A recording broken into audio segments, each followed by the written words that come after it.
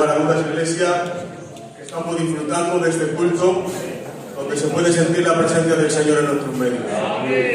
Amén. En esta tarde agradezco al pastor y al Señor que pueda permitir, que pueda transmitirles un pequeño consejo de la palabra, un mensaje por el cual el Señor me ha tratado a mí en estos días primeramente, y por eso tengo que decir que para el primero que va dirigido es para mí. Amén. Y que si Dios quiere y en su gracia pueda hacerle bien a ustedes en el nombre del Señor. Vamos a ir a la palabra, a 2 de Timoteo, capítulo 1.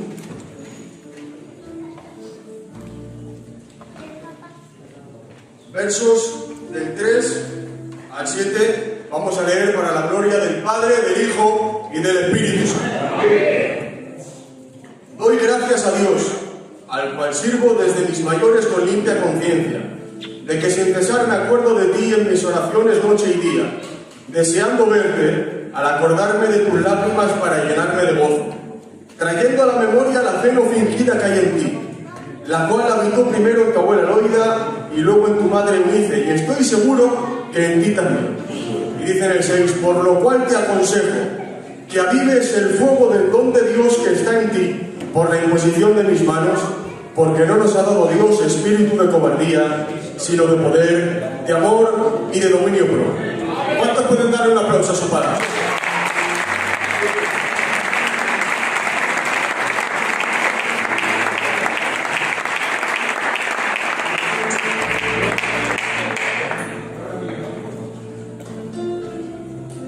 Como acabamos de leer, Iglesia, aquí el apóstol Pablo empieza a escribir sus primeros versos de la que sería su última carta, la que escribió, que fue la segunda carta de Timoteo.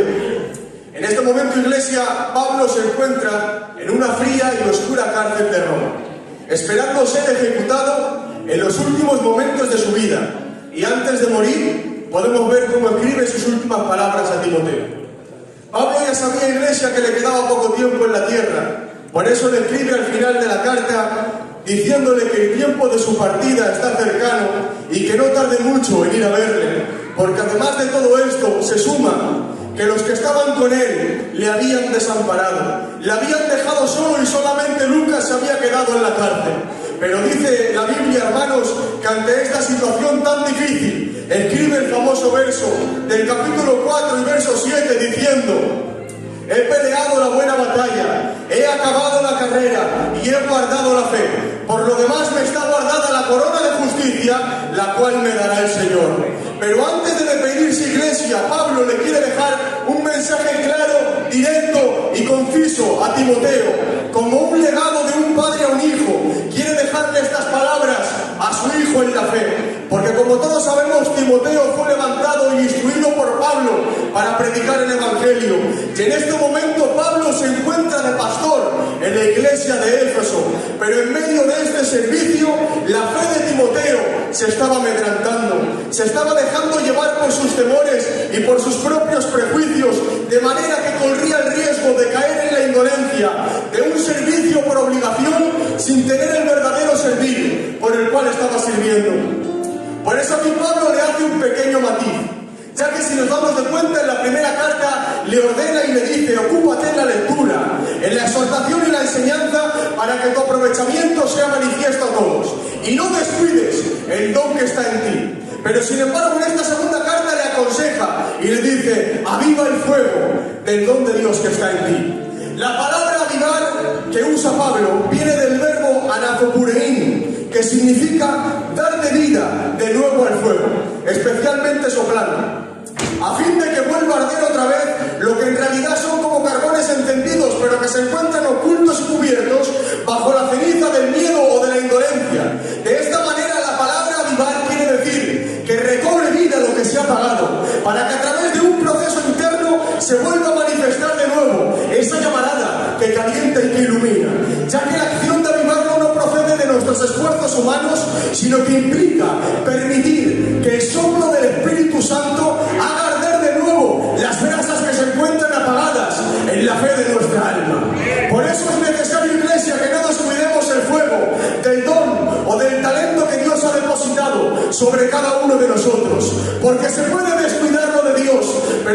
se puede caer en el error de mantenerlo sin fuego.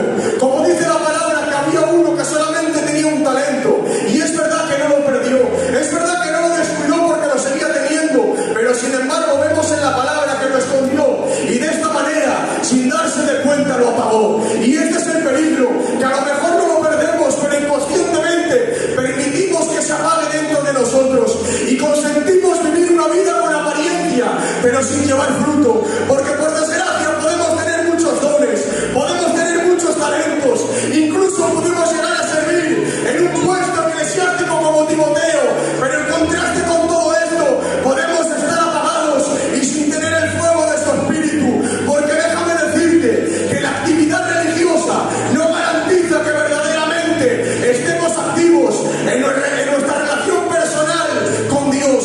Por eso también, iglesia, nadie está exento de caer en este error. Por eso Pablo también tiene que escribirle a la iglesia de Tesalónica en el 5:19 y les dice: no apaguéis al espíritu. Hoy yo no sé cómo te encuentras personalmente, pero quiero lanzar esta palabra, y para mí el primero: no nos acostumbremos a vivir entre cenizas. No permitamos que por causa de la indolencia, por causa de la apatía, caigamos en la rutina del profesionalismo, del servicio sin comunión. Por eso yo digo en esta tarde que venga el soplo del Santo Espíritu de Dios, avivando y avivando de nuevo las brasas que estaban apagadas, que venga apartando las cenizas frías, para que por encima de los talentos, por encima del servicio, por encima de toda fachada religiosa, que no descuidemos lo más importante, el fuego de la intimidad, la vida de Dios dentro de nosotros, en el nombre de Jesús. Fuertes aplausos al Señor.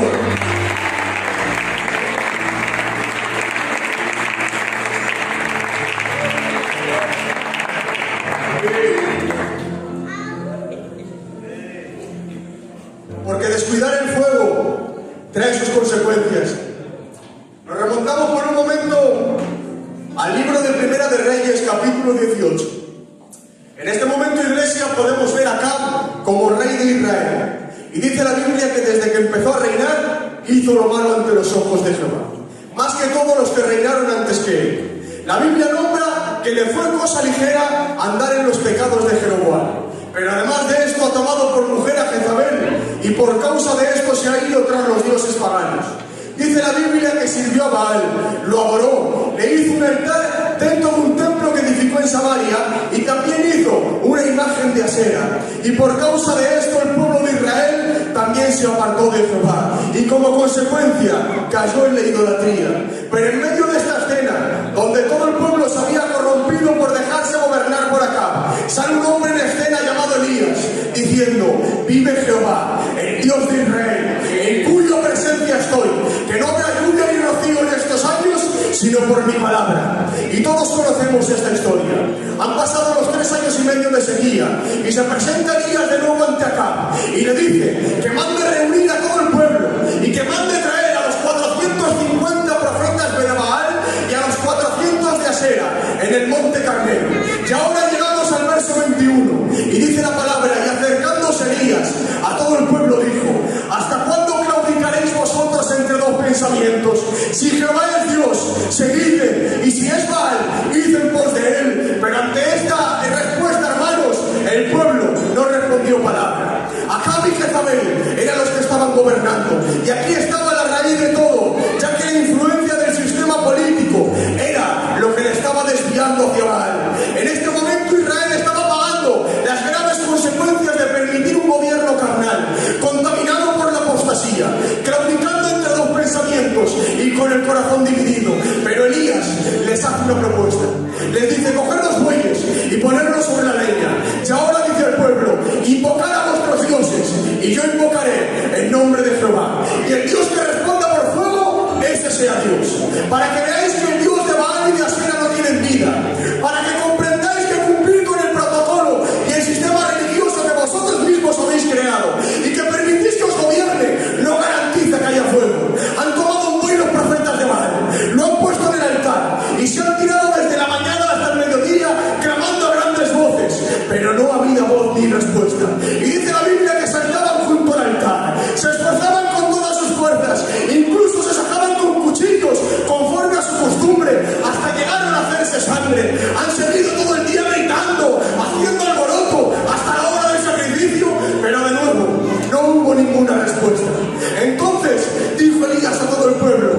acercaos a mí. Y todo el pueblo se acercó. Y dice la Biblia que él arregló el altar de Jehová, que estaba arruinado.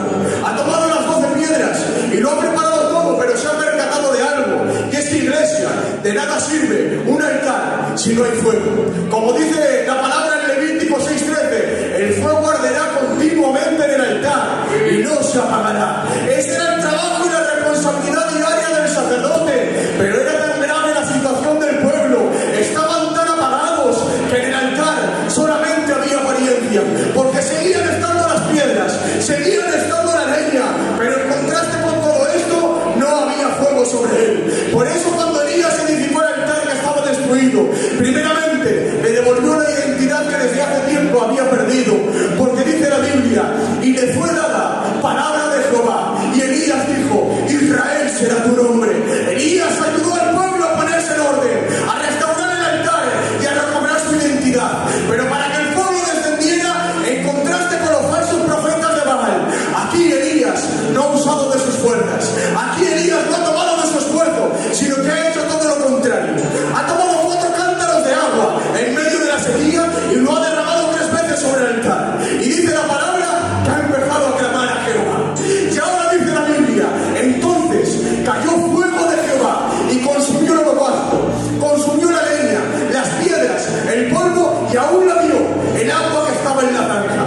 Sencillamente porque el hombre puede arreglar lo externo, pero solamente Dios puede hacer que restaure el interior para volver a hacerte útil. Porque déjame decirte que solamente Dios es capaz de hacer que recobre vida lo que se ha apagado, porque no hay administración humana que pueda sustituir al fuego de Dios. Por eso en esta tarde, si hace tiempo que no sientes el fuego de su Santo Espíritu ardiendo en tus entrañas, si te encuentras apagado, si te encuentras frío, hoy quiero lanzarte esta palabra: no permitas que pase más el tiempo, porque no podemos vivir solamente del nombre cuando nuestra realidad es todo lo contrario. Pero hoy tengo una buena noticia: no importa el estado como te encuentres, no importa la situación en la que estés, porque hoy el fuego de Dios quiere restaurarte, quiere devolverte de nuevo la identidad para volver a hacerte útil. Por eso en esta tarde, iglesia, reacciona, despierta, aclámale a Él en el nombre de Jesús. Gloria a Él.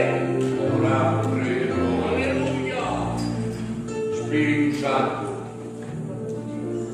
Muy bien. Gracias. Y ahora quiero hacer una pregunta para que meditemos personalmente. ¿Cómo está tu altar? ¿En qué estado se encuentra tu relación con Dios? Es más, ¿qué influencia está teniendo el ambiente en el que te rodea? ¿De qué manera está influenciando a tu relación con Dios la circunstancia que tienes a tu alrededor? Por eso vemos en la palabra, iglesia, que Elías sale en medio de la apostasía diciendo: vive Jehová en cuya presencia estoy. Es verdad que el ambiente que nos rodeaba no era el más propicio, pero a diferencia del pueblo, todo esto no le afectaba a su relación y a su compromiso con Dios. Pero aquí Pablo, ante las dudas que tenía Timoteo, los temores que bombardeaban su alma y la incertidumbre que había en su corazón, le da la clave para que pueda comprender dónde está el secreto de su llamado. Por eso le dice: aviva el fuego del don de Dios que está en ti. Le estaba diciendo: Timoteo, descansa en que lo que tienes no es tuyo, sino que es de Dios. Porque más que nunca, iglesia, tenemos que tener algo claro, y es que, como dice la Biblia en Juan 3:27, nada puede recibir el hombre si no le es dado del cielo. Porque no somos nosotros ni nuestras capacidades ni nuestras propias fuerzas, sino que es obra únicamente de su Santo Espíritu dentro de nosotros. Por eso más adelante le dice en el 14: guarda el buen depósito por el Espíritu Santo que mora en nosotros. Si leemos este mismo verso en la Nueva Traducción Viviente, dice: mediante el poder del Espíritu Santo, quien vive en nosotros, guarda con sumo cuidado la preciosa verdad que se le ha confiado. Pero, iglesia, si nos damos de cuenta, podemos ver en el verso 7 cuál es la repercusión que tiene todo esto, cuál es la influencia que tiene el fuego de su Espíritu dentro de nosotros. Porque dice la Biblia: porque no nos ha dado Dios espíritu de cobardía, sino de poder, de amor y de dominio propio. Es por eso que vemos en la palabra que el profeta Jeremías se encontraba hundido, estaba roto, estaba sin fuerzas, pero había algo que no le dejaba abandonar, había algo dentro de él que no le dejaba desistir, y tiene que expresarle al Señor estas palabras desde lo más profundo de su alma. Aunque la circunstancia no era la más favorable para él, tiene que decirle al Señor: me sedujiste, oh Jehová, y fui seducido, más fuerte fuiste tú que yo, y me venciste. Cada día he sido escarnecido, cada cual se burla de mí, porque la palabra de Jehová me ha sido por afrenta y por escarnio cada día. Y dije: no me acordaré más de él, ni hablaré más en su nombre. Pero había en mi corazón como un fuego ardiente metido en mis huesos. Traté de sufrirlo y no pude, mientras escuchaba las voces de los que me querían hacer claudicar y los que querían tomar venganza contra mí por predicarles la verdad de la palabra. Mas Jehová está conmigo como poderoso gigante. Jeremías no abandonaba, simplemente porque se había encontrado con el fuego de Dios. Pero iglesia, no era un fuego cualquiera, a diferencia del fuego extraño donde Pedro se calentaba en el patio de Anás, utilizándolo para satisfacer sus necesidades personales y carnales, calentándose porque hacía frío, pero era lo que inconscientemente le estaba alejando de Jesús, calentándose en el patio de la religión. Al tomar esta decisión, Pedro estaba negándole, diciendo que no era un discípulo, quedándose fuera con los alguaciles y con los siervos, mientras se calentaba en el fuego del protocolo y en el fuego de los religiosos carnales que estaban gobernando. Se dejó llevar por el ambiente que lo rodeaba, apagando su fe y negando al maestro. Pero la razón de todo esto la vemos justo antes del Getsemaní, cuando le dice Pedro a Jesús: maestro, aunque todos te nieguen, aunque todos se escandalicen de ti, yo no te negaré. Y más, incluso estoy dispuesto a ir a la muerte contigo si es necesario. Pedro confiaba demasiado en sus fuerzas para seguir a Cristo, y eso fue lo que le llevó al fracaso. Porque tenemos que entender que no somos nosotros, sino que Él es Él quien produce el querer como el hacer por su buena voluntad. Por eso Moisés, cuando tuvo un encuentro con el fuego de la zarza, aunque se veía incapaz, entendió que la victoria no estaba en sus capacidades. Por eso cuando el Señor le dice: ve a Egipto, libera a mi pueblo, Moisés tiene que decir: ¿quién soy yo, Señor? ¿Quién soy yo para ir a Faraón? Iglesia, el secreto de ese fuego no estaba en la zarza, el secreto de ese fuego no estaba en lo llamativo o el externo que podía ver, sino que el secreto es que era Dios quien estaba en medio de la zarza y lo estaba llamando para en medio de la zarza para que le sirva. Por eso yo digo, iglesia, que Dios nos ayude a examinar cuál es el fuego que nos está influenciando, para que no nos gobierne el fuego de la religión, para que no nos gobierne el fuego de la comunidad, para que no nos gobiernen nuestros prejuicios, nuestras necesidades carnales, sino que nos gobierne única y exclusivamente el fuego de Dios, donde solamente Cristo es el principal motivo, donde solamente Él se encuentra en el medio. Por eso yo digo, iglesia, más que nunca sepamos descansar en Dios, no confiemos tanto en nuestras propias fuerzas, sino que, como dice la palabra, fíjate de Jehová de todo tu corazón y no te apoyes en tu propia prudencia, porque no es con espada ni con ejército, sino con su Santo Espíritu, ha dicho Jehová. Fuertes aplausos al Señor.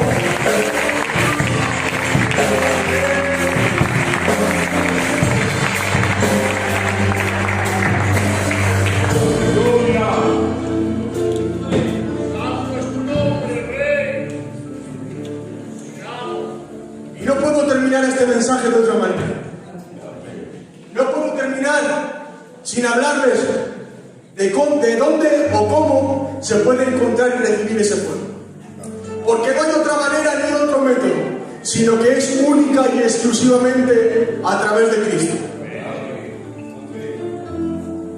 Por eso Juan el Bautista tiene que decir: yo a la verdad os bautizo en agua, pero viene uno detrás de mí que es más poderoso que yo, y Él os bautizará en Espíritu Santo y fuego. Porque es necesario que yo muera para que Él crezca. Iglesia, si nos damos de cuenta, aquí, en esta escena, una vez más podemos ver cómo se repite lo que hemos leído en Primera de Reyes, capítulo 18.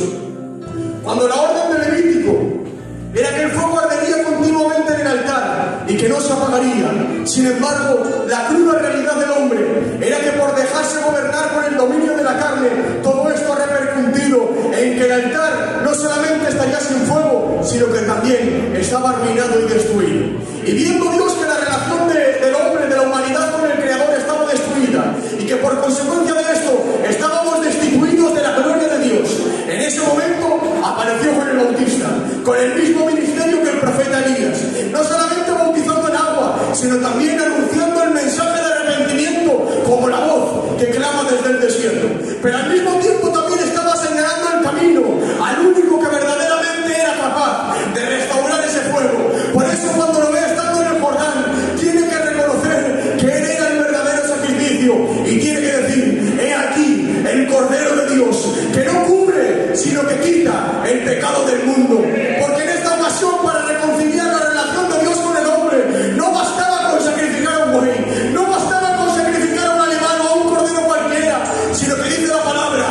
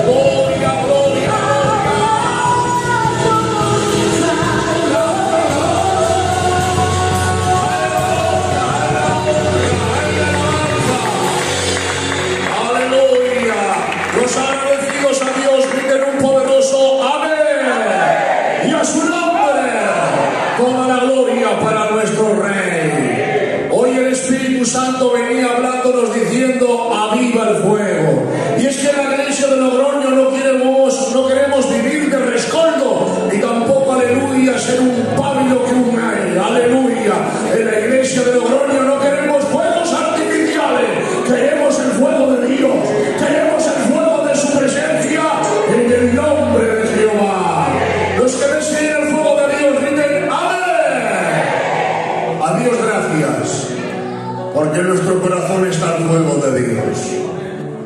Amén.